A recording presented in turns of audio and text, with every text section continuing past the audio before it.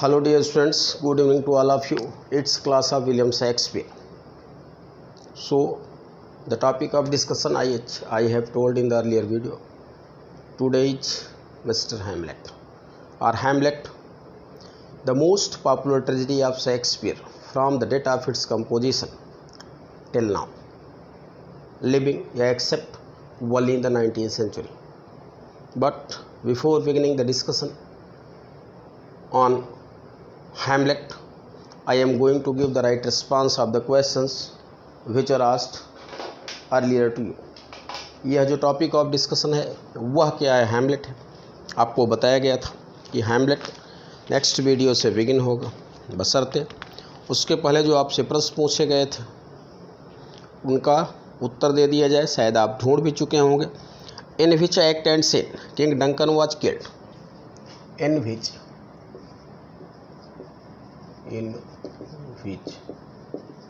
act oblique scene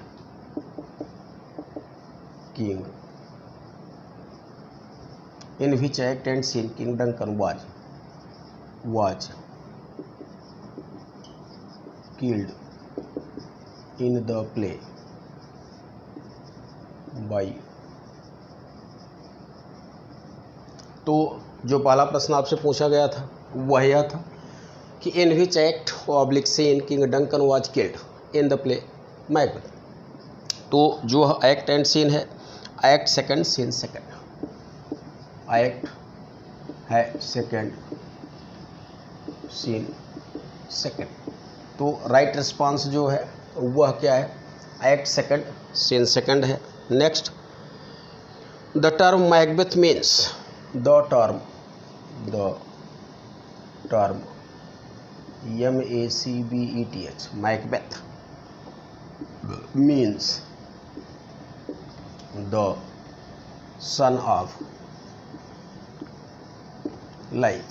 जो right response है वह क्या है, यह है the son of life. Next question number 3 है, whose mutiny was crushed by Macbeth। whose mutiny was crushed by Macbeth. किसकी म्यूटिनी को उन्होंने क्रश किया था? तो the thane of Cawdor McDonald,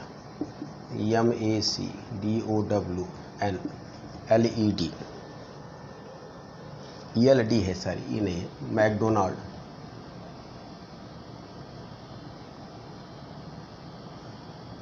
या the THAN thane of COWDOR। तो जिस म्यूटिनी को उन्होंने क्रश किया था वह कौन था?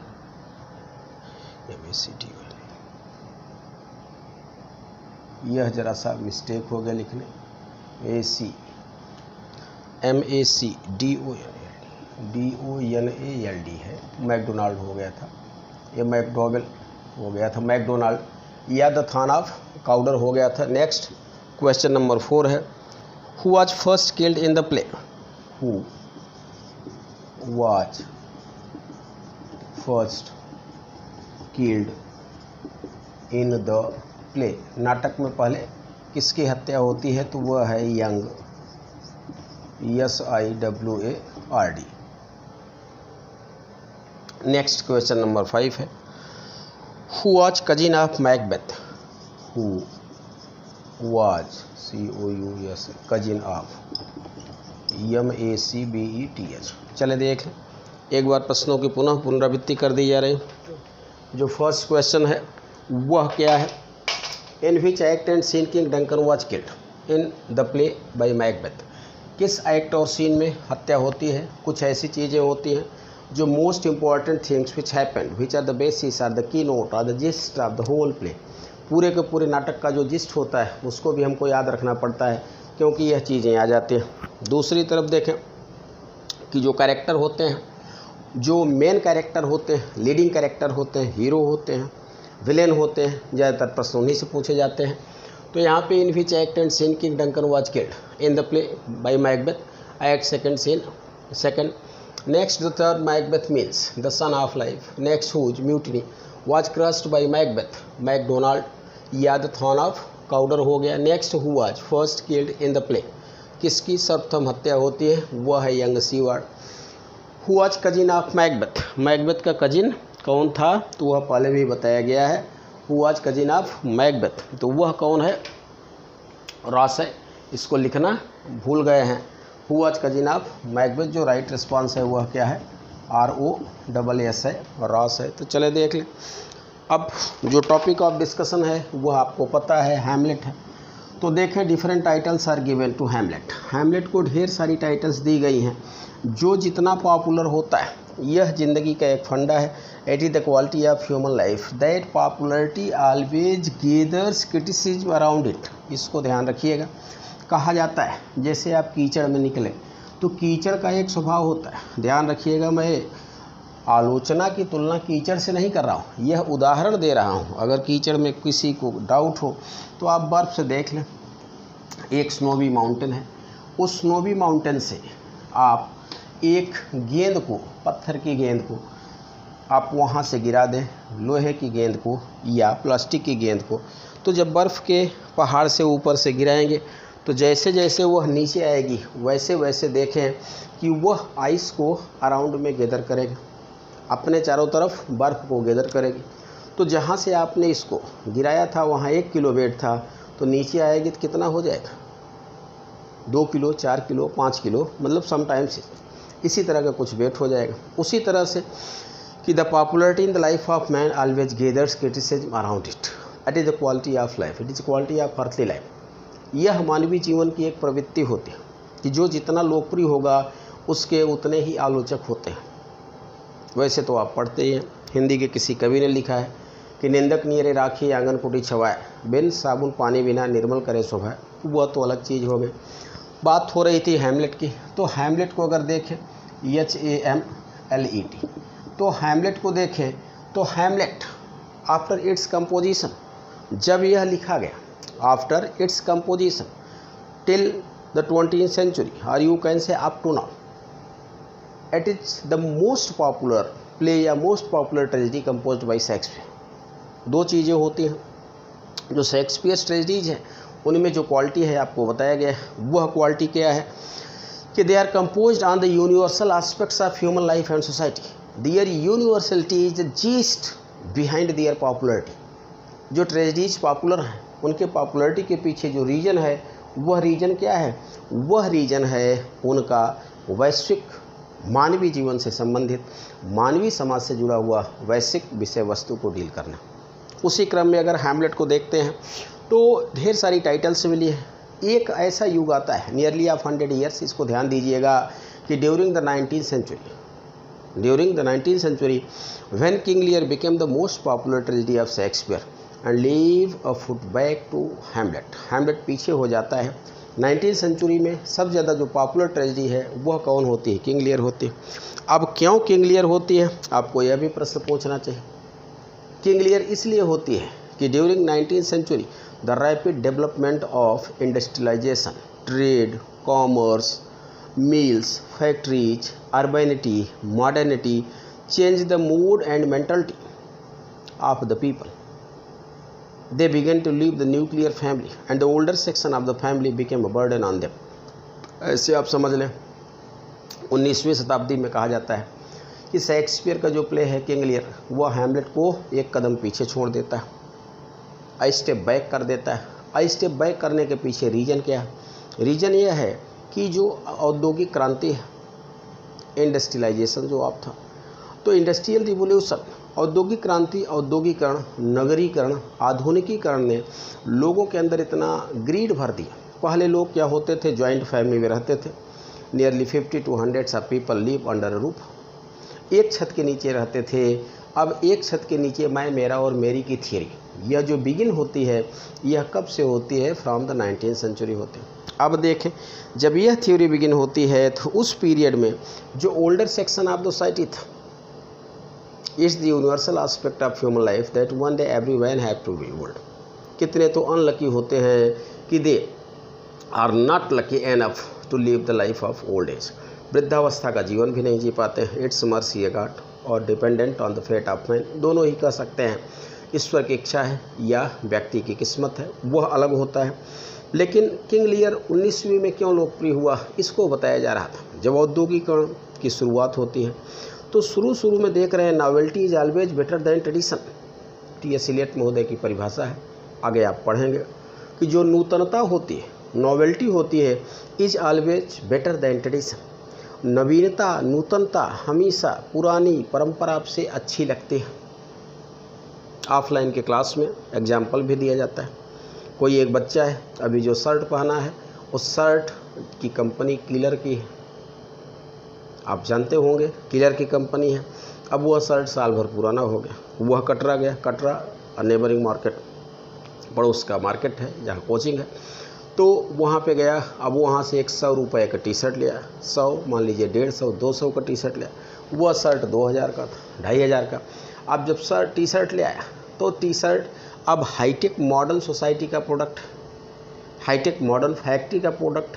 तो टी शर्ट में आगे लिखा है I was born intelligent but education has robbed my life. T shirt में आगे जैसे ट्रांसफार्मर में नहीं रहता है कि 2 हड्डी और सिर लगा रहता है, स्कल खोपड़ी, उसी तरह और आगे लिखा है I was born intelligent but education has robbed my life. मैं बुद्धिमान पैदा हुआ था लेकिन शिक्षा ने मेरी ज़िंदगी बर्बाद कर दी। चलें भाई, ठीक है।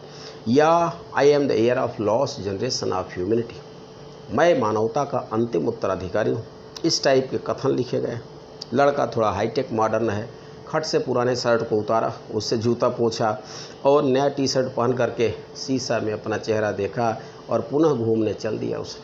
तो अब देखिए यह किसका एग्जाम्पल है, यह novelty is better than tradition है। तो 19th सेंचुरी में यही होता है।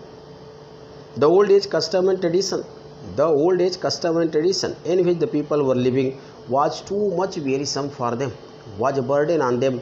उनको लगता है कि यह क्या है, एक बर्डन है, यह एक भार है उनके ऊपर। और अंततः the new scenario of life was more interesting, more attractive to them. जो नई जिंदगी थी यह ज़्यादा अट्रैक्टिव थी। तो वहाँ पे जो older section of the society था, अगर देखें तो from the 19th century the older section of the society began to be dishonoured by the family members, otherwise he was regarded the chieftain, the elder man, जिसको आप मुखिया कहते हैं, वही हुआ करता था।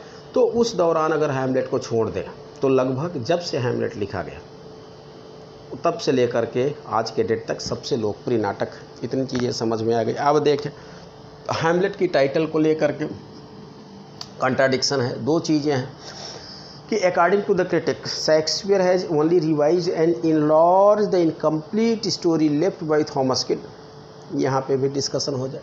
आपको पता है पहले भी पढ़ाया गया था, यह जो थॉमस किड महोदय हैं, यह किड महोदय ने क्या लिखा था, ऊर HAMLET, इन्होंने क्या लिखा था, ऊर हैमलेट लिखा था। तो जब इन्होंने ऊर हैमलेट लिखा था तो उस दौरान देखें अगर तो यह इनकम्प्लीट था। तो जब यह इनकम्प्लीट था तो इसको कहा जाता है कि शेक्सपियर ड्रामेटिक कंपनी ने परचेज कर लिया था, शेक्सपियर को इसको दिया।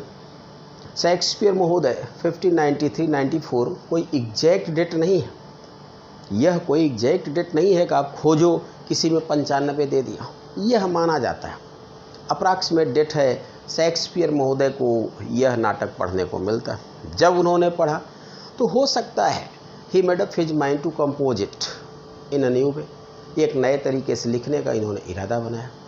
चले ठीक है, वहाँ नहीं लिखा। जब देख रहे हैं कि 1596 में हिज सिंगल सन, यहाँ लिखा जा रहा है सिंगल सन HAM, हैमलेट की डेथ हो जाती है, तो कहीं न कहीं it was identical, Hamlet Hamlet Hamlet Hamlet यह आइडेंटिकल होता है। And Shakespeare decided to compose the play in a new way. यह आलोचकों का मत है, उनका मत है कि अंततः शेक्सपियर जी ने डिसाइड किया कि नाटक को हम अब एक नए तरीके से, एक नए कलेवर में लिखेंगे। आप जानते हैं from 1599 to 1601 Shakespeare mostly lived eight Stratford-on-Avon in the district Warwickshire. ऐसा माना जाता है। रीजन क्या है अभी बताया जाएगा। 1599 से 1601 शेक्सपियर महोदय कहाँ रहते हैं? Shakespeare mostly live at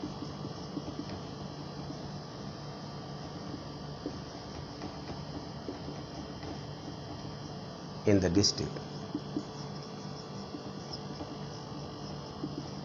Warwickshire.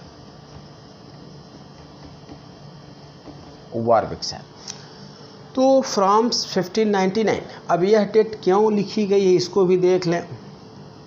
Due to Wessex revolt, दो हैं, ध्यान दीजिएगा, मैं वेसेक्स की बात कर रहा हूँ, एक और होती है ESSEX एसेक्स रिवोल्ट, REVOLT, यह 1603 की है, मैं इसकी बात कर रहा हूँ, वेसेक्स रिवोल्ट। तो due to Wessex revolt Shakespeare mostly remained in his home at Stratford upon Avon in the district Warwickshire. Shakespeare महोदय मोस्टली वहाँ रहते हैं। तो Hamlet was compose, perhaps Hamlet was compose during this period because Shakespeare has plenty of time या plenty of leisure to devote in the dramatic composition. पर्याप्त समय था। अब आप कह सकते हैं कि पर्याप्त समय क्यों था, क्या लंदन में ही वाज बिजी? तो लंदन में आपको पता है कि within a time Shakespeare has perform two works, दो कार्य करने पड़ते थे। एक क्या था, ड्रामेटिक कंपोजिशन, और दूसरा क्या था, dramatic performance, to perform as an actor in the play. दोनों ही चीज़ें थी। शेक्सपियर महोदय एक्टिंग भी करते थे। जितने भी आप जानते हैं बेन जॉनसन महोदय की कॉमेडीज हैं, उनमें किसने रोल निभाया है? शेक्सपियर महोदय ने रोल निभाया है। दूसरी तरफ देखते हैं कि जो ड्रामेटिक कंपोजिशन था, it was also tedious task. अगर एवरेज देखें तो शेक्सपियर का 25 ईयर्स ही remained in London and composed 37 plays behind the sonnets, behind the narrative poems. तो अगर देखें तो एक साल में अप्रॉक्सीमेट 1.5 नाटक का एवरेज आता है। एक साल में अप्रॉक्सीमेट 1.5 नाटक, 100 नाटक का एवरेज आता है। तो शेक्सपियर महोदय को कितना लेबर करना पड़ता रहा होगा, कितना लेबर करना पड़ता रहा होगा। जो इसका पब्लिकेशन है आफ्टर 1601, तो 1602 कहीं कहीं 3 देता है। दो चीज़ें हैं। अब देखें, it was the matter related to the title of the play, यह हैमलेट से जुड़े टाइटल का था। हैमलेट के ऊपर ढेर सारे आरोप लगते हैं। आरोप नंबर 1 लगता है द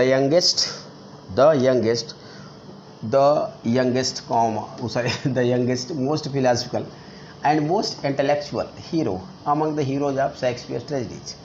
कई बार लिखते रहो तो लिखने की साउंड निकल आती है मुंह से, कामा बोलते समय भी, या लिख रहे हो तो बोलना सोच करके कुछ का कुछ हो जाता है। चले फिलहाल जो टॉपिक था हैमलेट के बारे में, तो यह माना जाता है कि यह हैमलेट जो है, अगर देखें तो the youngest most intellectual and highly philosophical गाई अ क्रिश्चियन हीरो, इनको इतनी टाइटलें दी जाती हैं। द यंगेस्ट है, आप जानते हैं, अमंग द 4 ग्रेट ट्रेजेडीज, और यू कैन से all the 10 tragedies of Shakespeare, perhaps Hamlet is the youngest hero. जिस किसी का ट्रेजेडी की बात कर रहे हैं, कॉमेडी की बात मत करिएगा, क्योंकि कॉमेडी में तो यंग लैड को हीरो बनाया ही जाता है। I am talking only about त्रासदी के बारे में बात की जा रही। तो जितने भी हैं एक एक को आप देख लें। हैमलेट की एज अप्रॉक्सीमेट 24, ओथेलो मैकबेथ की age approximate 40 to 45, Duncan approximate 80, Caesar approximate 60, किसी को भी ले लीजिए। तो जो हैमलेट है वह क्या है? यंगेस्ट हीरो, वह यंगेस्ट हीरो है। द मोस्ट इंटेलेक्चुअल, एक ऐसा हीरो है। दो चीज़ें होती हैं। अभी आपने मैकबेथ को पढ़ा, तो मैकबेथ को क्या कहा गया? Macbeth is actually childish hero who works without thinking और थिंक आफ्टर वर्किंग। उसमें दो कमी है। उसमें मैकबेथ में आपने देखा कि 2 weaknesses of his character just like a little child. एक छोटा जो बच्चा होता है, पहले वह कुछ कर देता है, उसके बाद रोना शुरू कर देता है, oh dear God what a crime I have committed. जब हैमलेट को सोचना चाहिए था, he must be a man of fixed principles, तब तो उन्होंने सोचा नहीं। He acts without thinking, thinks after acting, और जब कर दिया तो खूब सोचा, खूब सालिलाकी में डूब जाते हैं। खूब डूब जाते हैं। Had I died an hour एगो before this chance I had lived a blessed life.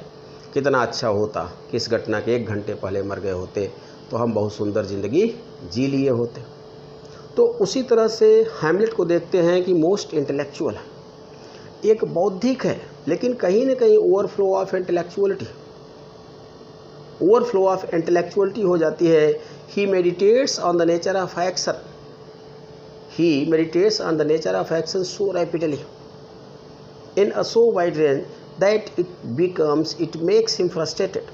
इतना ज़्यादा, इतना बृहद सोच लेते थे, इतना बृहद। जैसे विद्यार्थी को देख लीजिए, विद्यार्थी आता है इलाहाबाद में, दिल्ली में आता है, तो उसका एक ही पर्पज़ होता है कि to think to acquire more and more knowledge to qualify the exam, to get a government job for the safety security and peace of life. It is also the desire of our parents. हमारे आपके माता पिता क्या चाहते हैं कि भाई एक सरकारी नौकरी मिल जाए। वैसे भी आप देख रहे हैं कि इन द पीरियड ऑफ कोविड-19 के पीरियड में आप देख रहे हैं कि जो पुरानी कहावतें थी वही चरितार्थ हो रही हैं कि भाई या तो करो नौकरी सरकारी या तो बेचो तरकारी, 2 में एक ही करो। सरकारी नौकरी का कभी वेतन रुकता नहीं। दूसरा, सब्जी वालों की माने बल्ले बल्ले रही। तो एक नौकरी पाने के लिए सोचना चाहिए विद्यार्थी को। और नौकरी मिलेगी कैसे?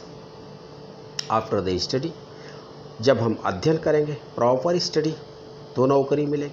अब कोई लड़का ऐसा सोचने लगे कि सपोज दैट उसके अंदर पेसिमिज्म अराइज हो जाए, निगेटिव डायरेक्शन में चला जाए कि suppose that I am going not to get a job, अगर मैं नौकरी न पाया तो क्या हो, शादी ब्याह नहीं होगा तो पूरी ज़िंदगी बर्बाद हो जाएगी, घर द्वार नहीं बन पाएगा, जो गाड़ी घोड़ा का शौक़ है वह भी नहीं पूरा होगा।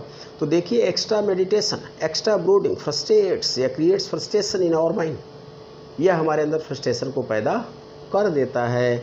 तो कहीं ना कहीं Hamlet breeds so deeply in a little matter. जहाँ छोटी छोटी चीज़ें होती हैं, जहाँ हैमलेट को बहुत कम सोचना चाहिए, वहाँ हैमलेट बहुत ज़्यादा सोच लेता है। दूसरी चीज़ को देखें, हैमलेट महोदय को यह क्या है, इनकी इंटेलेक्चुअलिटी विच परप्लेक्स हिम, और हाईली फिलोसफिकल गाई। यह अत्यधिक दार्शनिक भी है, इसीलिए ध्यान रखिएगा हैमलेट को क्रिश्चियन हीरो कहा जाता है। हैमलेट को देखें, जैसे किंग लियर है पैगन हीरो है, लेकिन हैमलेट क्या है, क्रिश्चियन हीरो है। Because Hamlet is fully aware about the crime and punishment. It the quality of a Christian always to think about the crime and punishment. जो Christians होता है वह अपराध और अपराध का दंड या पश्चाताप दोनों को सोचता है। When Hamlet is fully aware about the murder of his father, जब इन्हें पूरी तरह पता है कि who is actually the murder of my father, और अप्रॉक्सीमेट एट सेकेंड सिन सेकेंड में सब कुछ क्लियर हो जाता है। 2 चीज़ें होती हैं। First of all, it was disclosed by the ghost of his dead father. इनके डेड फादर के घोस्ट ने ही कह दिया कि माय डियर सन, चलो ठीक है। It was a ghost an imagery creation, a supernatural agents you can't rely. ठीक है, आपने नहीं भरोसा किया, एरी स्पिरिट है, वह जो है सुपरनेचुरल एलिमेंट्स है, वह अलग बात है, आपने नहीं भरोसा किया। दूसरा, जब आपने देखा कि in the play within the play, वहाँ पे देखा कि the similar story perplexed King Claudius to move from there, इतना घबरा जाता है, पसीने पसीने हो जाता है, वहाँ से चला आता है। तीसरा, कहीं न कहीं से आपको गेस करना चाहिए कि why his mother comes to console him, क्यों मम्मी आके सांत्वना देते हैं, क्यों कंसोलिंग कर रहे हैं कि my dear son try to believe your uncle as your father, because man is only a puppet in the hands of destiny, how many days here he will live या who will live, it depends on its fate. वह समझाती हैं कि चाचा को ही पापा मानो, कौन कितने दिन जिएगा इसका कोई भरोसा नहीं होता है। तब भी हैमलेट को समझना चाहिए व्हाट आर दीज थिंग्स, यह चीज़ें क्या है। तब भी नहीं, केवल और केवल एक मन में धुन है कि suppose that I am unable to take the revenge of my father's murder, then the soul of my father would be damned for ever in the hell. अगर मैं बदला नहीं ले पाता हूँ अगर मैं बदला नहीं ले पाता हूँ तो जो पापा की आत्मा है वो हमेशा के लिए नरक में क्या होगी, पड़ी रहेगी। अब स्वर्ग और नरक दो चीज़ें नहीं हो सकती। गोस्वामी तुलसीदास ने लिखा है, हंसब ठठाप फुलाओ गालो। ठहाका लगा के हंसे भी और गाल फूला रहे, दैट्स नॉट पॉसिबल। यह संभव नहीं है, दो चीज़ें होती हैं। आप देख लें, अगर हैमलेट महोदय को पता था कि only and only I have to take the revenge of my father's murder, तो यह दूसरे डायरेक्शन को भी अपना सकते थे। वेज कभी नॉन वेज नहीं खाता और नॉन वेज वेज नहीं खाता। कुछ ही लोग हैं जो दोनों को टेस्ट करते हैं, नहीं तो सेपरेटेड होते हैं। एक जो क्रिमिनल होता है वह शिक्षक नहीं हो सकता और एक शिक्षक क्रिमिनल नहीं हो सकता। जो गाली पुलिस वाला दे सकता है वह टीचर नहीं दे सकता, वह टीचर नहीं दे सकता है। तो अब देखें, Hamlet was prince, not an ordinary youth. He must understand first of all his own position in the country. उसको समझना चाहिए, who am I at Elsinore, मैं हूँ कौन एल्सिनोर में। I am prince means the next year of the throne, the next year of throne, and it is mine right to sit on the throne, not the right of my uncle. So surely he as of the throne. दो चीज़ें होती हैं। अगर राजनीतिक ढंग से Hamlet सोचते, और राजनीतिक ढंग से हैमलेट सोचते कि मैं जो हूँ राजकुमार तो मैं हूँ, तो पापा के बाद गद्दी पे हमें बैठना चाहिए। लेकिन पापा की डेथ होती है, मुझे बुलाया नहीं गया, गद्दी पे चाचा बैठ गए। इसके पीछे कहीं ना कहीं surely there is some mystery, surely there is some dark pulse. दाल काली है, कुछ न कुछ क्या है, या दाल में काला है क्या बोलते हैं सारी हिंदी में, कुछ न कुछ यहाँ पे दिक्कत है। वह राजकुमार थे, was not an ordinary youth. वह एक ऑर्डिनरी यूथ नहीं थे कि टू फेंच द मैडनेस। लेकिन ना, जैसे ही पता चलता है, जैसे ही पता चलता है वैसे ही फेंच द मैडनेस। कहते हैं, from today I will perform the antique disposition behind my character. आज के बाद तो हम वही करेंगे जो हमारे चरित्र के विपरीत हो। माने फेंच मैडनेस। पागल इनको होना चाहिए, पागल ओफिलिया हो जाती। ओफिलिया गेट्स रियल मैडनेस, वह वास्तव में पागल हो जाती है, बट हैमलेट फेंच मैडनेस। तो यह हैमलेट की कमजोरी होती है। अगर यह इस डायरेक्शन में जाते, a shrewd politician, just like a shrewd politician, a shrewd leader, a shrewd prince, एक धूर्त नेता की तरह या धूर्त राजकुमार की तरह इनको लग जाता कि yes I have to take revenge to my uncle, but silently. हम चुपचाप बदले को लेंगे, तो यह दूसरा तरीका अपनाते। अपने ही अंकल से कहते कि my dear uncle, I will not study, I will not continue my study and try to marry me as soon as it is possible. जितना जल्दी हो सके मेरी शादी करा दो। ओफिलिया के साथ इनका संबंध पति पत्नी का ही था। She with her father and brother वो रेडी टू मैरी, वह बेचारे तैयार थे। अगर क्लॉडियस कस के डांट देता, भाई आफ्टर द मर्डर के बाद तो उनके मन में डाउट आता है, लेकिन अगर शुरू में कह दिए होते मर्डर के तुरंत के बाद और क्लॉडियस डांट देता तो शायद शादी कर देते। शादी हो जाती तो पोलोनियस के रूप में इनको एक अच्छा कोर्टियर मिल जाता, एक सपोर्टिंग पर्सन मिल जाता, अ गुड एडवाइज़र मिल जाता, एक अच्छा सलाहकार मिल जाता। और जब अच्छा सलाहकार मिल जाता तो जो है यह लियर्टीज़ को अपनी तरफ डाइवर्ट करते। वह थोड़ा उदंड टाइप का था लियर्टीज़, उसको कंसोल करते कि भाई प्राइम मिनिस्टर तुम्हें होना चाहिए, राजा हमें होना चाहिए, तुम्हारी सिस्टर को रानी होना चाहिए। लेकिन all these things are prohibited only and only due to my uncle. ये सब चीज़ों पे प्रोहिबिशन किसने लगाया है? माई अंकल ने लगाया है। Anyhow try to dispatch थे, किसी तरह इनको फुर्सत कर दो। हो सकता है इनके समझाने के बाद वह फुर्सत कर देता। जब वह फुर्सत माने उसको मर्डर कर देता तो ये गद्दी पे बैठ जाते। तो यह न करके जहाँ से इनको सपोर्ट मिलना चाहिए था वहीं से इन्होंने इनिमिटी, शत्रुता को गैदर किया। Polonius suppose that he was killed in doubt, but killed it's reality. वह डाउट में मारा गया यह सही है, कैसे मारा गया यह अलग इशू। ओफिलिया गेट्स मैडनेस, वह पागल हो जाती है ड्यू टू हैमलेट। तो जहाँ से सपोर्ट मिलना चाहिए था वहीं से देखें इन्होंने उस सपोर्ट को ब्रेक कर दिया। तो all these things are responsible behind the tragic murder of king prince Hamlet. अब चले देख लें, अभी तो ये लेक्चर चल रहा है, ढेर सारी चीज़ें हैं इनके बारे में लिखाने के लिए। तो अभी जो डिफिनेशंस हैं, सोर्स इनका रह गया है। जो डिफिनेशंस अबाउट हैमलेट है उनको देख लेते हैं। डॉक्टर सैमुअल जॉनसन की बहुत फेमस परिभाषा है। यह जो डेट ऑफ कंपोजिशन है, अभी नहीं लिखे हैं, यह है डेट ऑफ कंपोजिशन 1599 to 1601। यहाँ पे लिखा जा रहा है, मान लीजिए डेट ऑफ पब्लिकेशन यह 1602, कहीं कहीं 1603 देता है, लेकिन अथेंटिक यही है, ध्यान दीजिएगा 1603। अब यहाँ पे डिफिनेशंस लिखी जा रहे हैं according to doctor Samuel Johnson. To doctor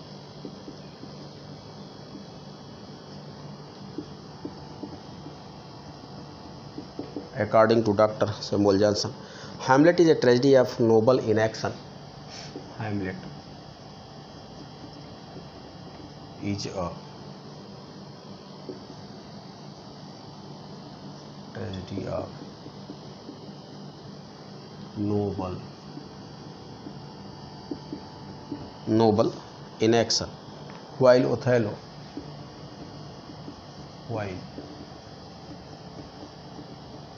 is a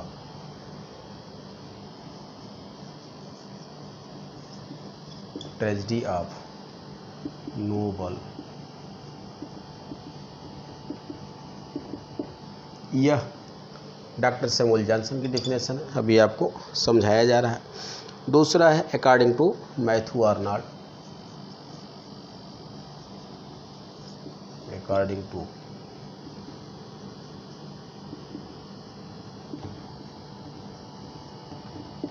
Matthew Arnold, Hamlet is a tragedy of delay।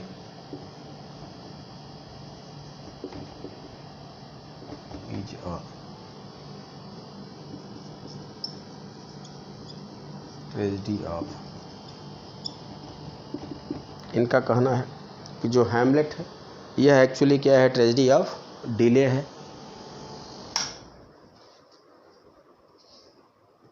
Next according to John Dryden,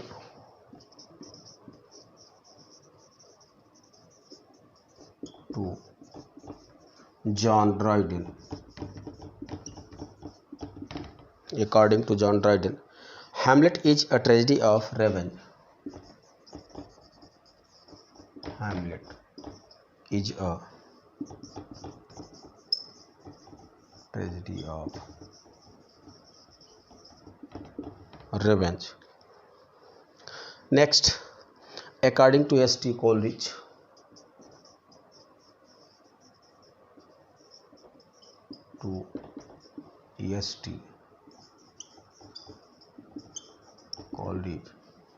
Hamlet is a tragedy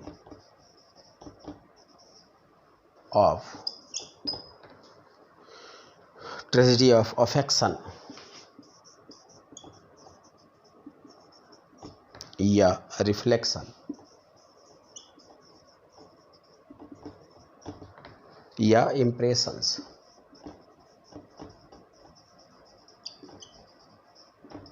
चलें देख लें, इतनी डिफिनेशंस लिखी गई हैं, पहले इनको समझ लें। यहाँ पे लिखा है according to doctor Samuel Johnson. Samuel Johnson ने कहा कि Hamlet is a tragedy of noble in action. इस पे शब्दों पे ध्यान दीजिएगा, माने Hamlet was noble in thoughts but inactive in deeds, he thinks so beautiful.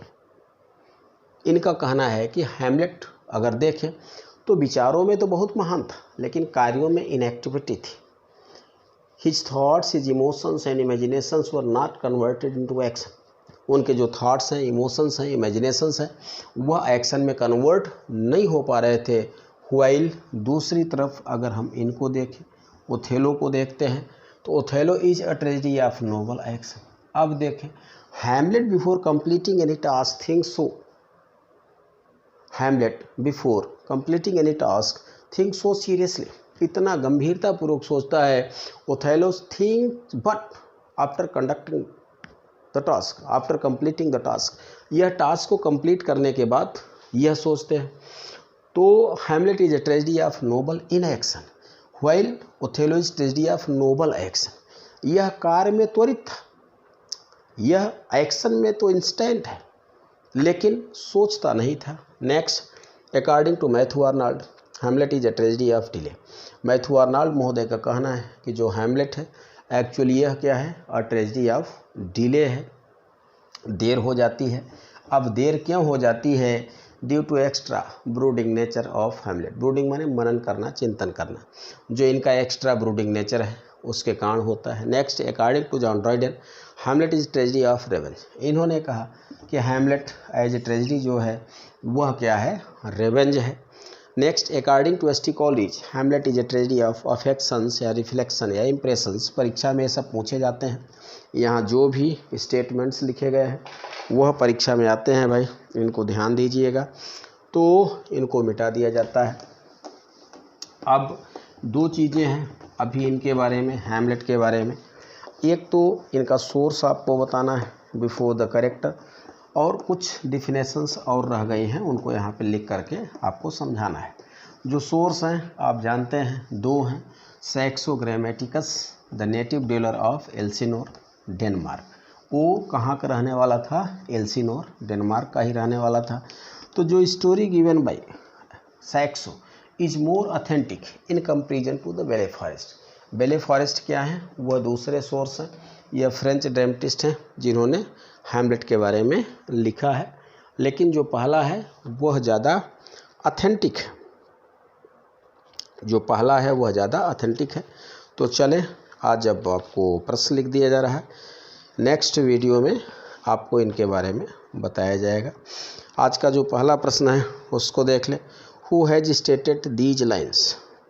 First question है, who has stated these lines. यह लाइन किसने स्टेट किया है,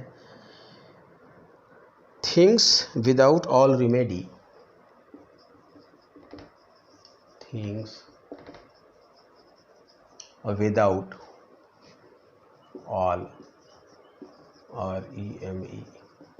REMEDY, things without all remedy should be without regards, should be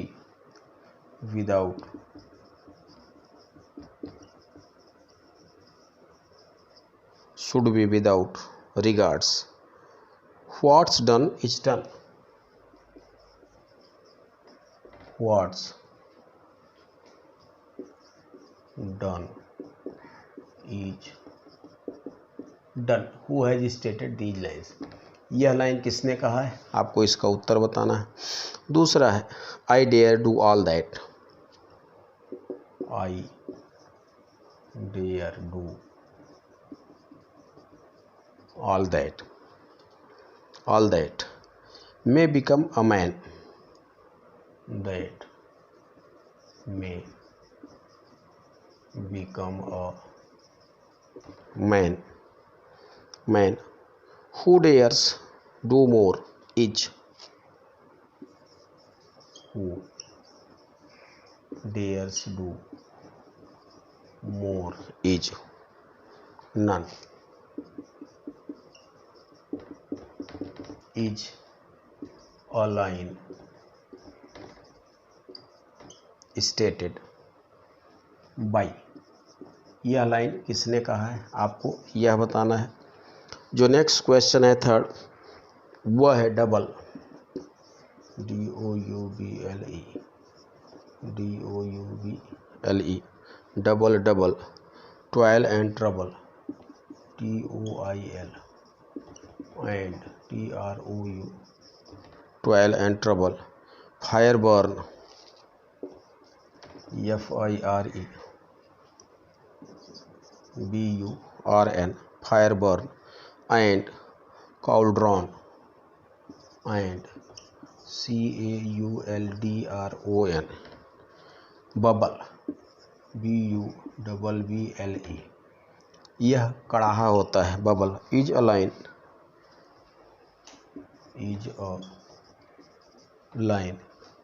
stated by next question number 4 है what was the name of queen of witches? What was the name of queen of witches? इसको बताना है। Next जो question है वह है I too forgot, do not muse, I too forgot, do not muse, at me,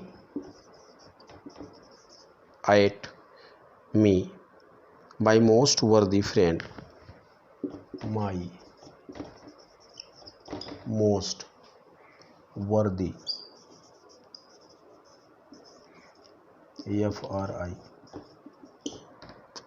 friend is a line from